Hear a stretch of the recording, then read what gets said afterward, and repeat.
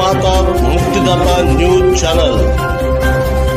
69वा धम्मचक्र परिवर्तन दिन मोठ्या उत्साहात साजरा। नागपूरच्या पवित्र दीक्षाभूमीवर 69वा धम्मचक्र परिवर्तन दिन याही वर्षी मोठ्या उत्साहात साजरा करण्यात आला। देशाच्या आणि विदेशाच्या कानाकोपऱ्यातून लाखो आंबेडकरी अनुयायी या ठिकाणी डॉक्टर बाबासाहेब आंबेडकर आणि भगवान गौतम बुद्ध यांना नतमस्तक होण्यासाठी येतात। ज्या डॉक्टर बाबासाहेब आंबेडकरांनी 14 एप्रिल 1956ला बौद्ध धम्माची दीक्षा दिली, असे हजारो लाखो अनुयायी या ठिकाणी नतमस्तक होण्यासाठी पवित्र दीक्षाभूमीवर येत असतात। आणि ज्यांना आतापर्यंत डॉक्टर बाबासाहेब आंबेडकरांनी सांगितलेला बौद्ध धम्म कळाला, ते धम्म दीक्षा घेण्यासाठी देखील या ठिकाणी येत असतात। नागपूरच्या पवित्र दीक्षाभूमीवर हजारो पुस्तकांचे स्टॉल लागलेले असतात। ही यात्रा म्हणजे पुस्तकांची यात्रा असते, ज्ञानाची यात्रा असते। या ठिकाणी महामानवांचे विचार पेरले जातात आणि म्हणूनच डॉक्टर बाबासाहेब आंबेडकरांचे आणि महामानवांचे विचार इथून घेऊन जाण्यासाठी लाखो अनुयायांची गर्दी, तोबा गर्दी या नागपूर शहरात आणि दीक्षाभूमीवर असते। डॉक्टर बाबासाहेब आंबेडकरांच्या दीक्षाभूमीवर मुक्तिदाता न्यूज चॅनलचे कार्यकारी संपादक आयुष्यमान संदेश तुपसुंदरे यांनी डॉक्टर बाबासाहेब आंबेडकर आणि भगवान गौतम बुद्धाच्या फोटोचे क्रिएशन केलेल्या टी शर्टाचे देखील विक्री या ठिकाणी पाहायला मिळाली।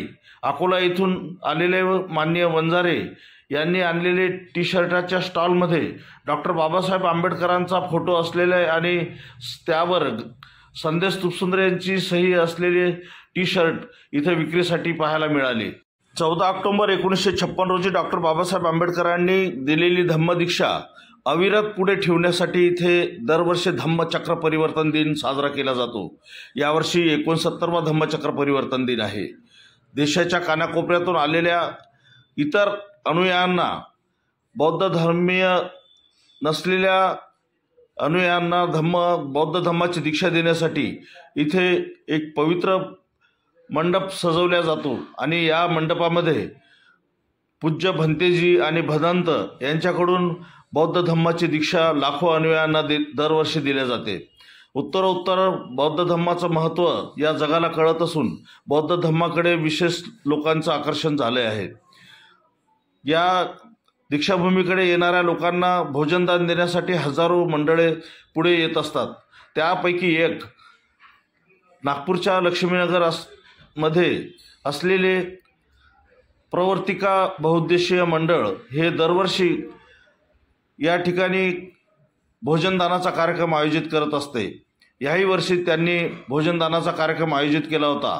गेल्या 15 वर्षापासून त्यांचे भोजनदान अतिशय उत्कृष्टरित्या आणि सुसज्जपणे चालू आहे। डॉक्टर बाबासाहेब आंबेडकरांच्या या पवित्र दीक्षाभूमीला लाखो अनुयायांची तोबा गर्दी याही वर्षी पाहायला मिळाली। मुक्तिदाता न्यूजसाठी मी गौतम तुपसुंदरे आणि संदेश तुपसुंदरे।